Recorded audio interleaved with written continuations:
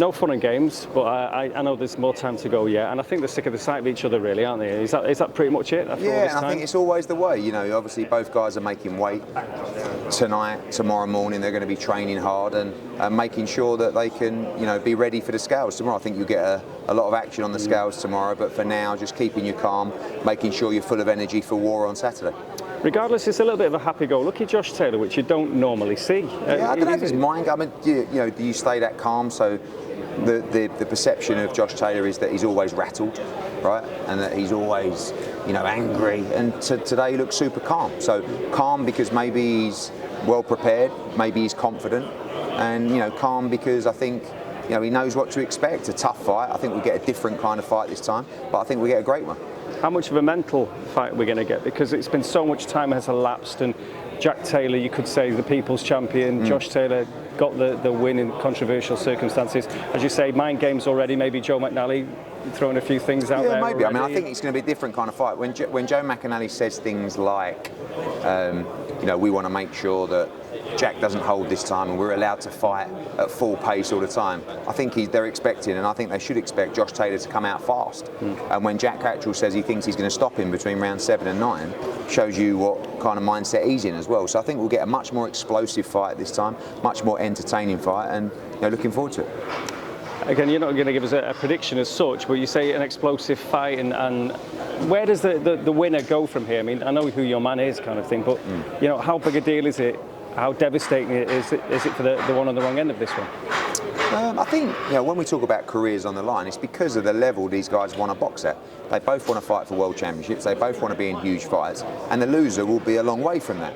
So, you know, it's a long way back for the loser of this fight, and I think both know how important victory is on Saturday. And domestically, you are back here. Yeah. It's been, as it always is with you, I suppose, you're all over the place, but what do you feel, really, with all the Saudi stuff going on, the big heavyweight fight we just had, when you are back here now? You're certainly talking a good game in terms of no anti-climax feeling here. It's all still about the UK in these domestic fights. Yeah, look, I mean, we go wherever the big fights are, and at the moment, a lot of them are happening in Saudi.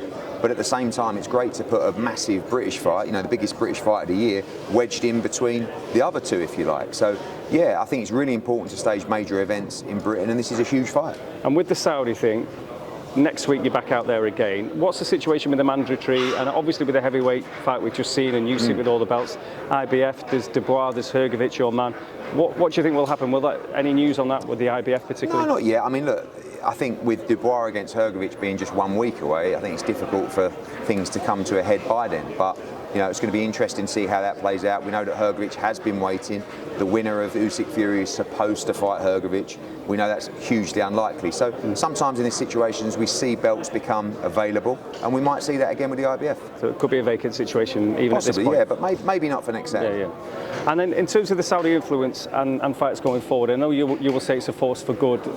There's talk of obviously them coming here and even talk of them going to America. Is there anything more on that? And do you see that influence can continue, keep going on overseas? I think His Excellency is a massive fan of boxing. He sees the response from fight fans to say, oh, we wish we could have one of those events here.